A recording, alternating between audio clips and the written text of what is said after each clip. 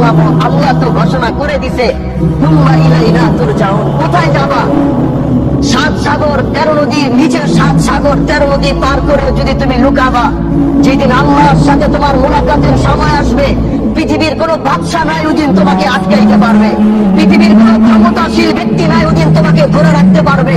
আল্লাহ যেদিন তোমার মৃত্যুর ঘন্টা বাজাবে, গোটা পৃথিবীও মিলে যদি আল্লাহর বিরোধিতায় লাগে যে না আল্লাহ তুমি চাইছো আমরা তাকে যাইতে দিব না, গোটা পৃথিবী একাকার হয়ে যাবে, কিন্তু তাও তোমরা সেদিন তাকে বাঁচাতে পারবে না। আজকে আমার শহীদ ভাই, তার পৃথিবীর সবচেয়ে আপন হচ্ছে তার মা। যখন তার মা মৃত্যুর সজ্জায় লড়ছিল, উনি তো সন্তান হিসেবে হাজারো চেষ্টা করেছে মাকে বাঁচানোর জন্য।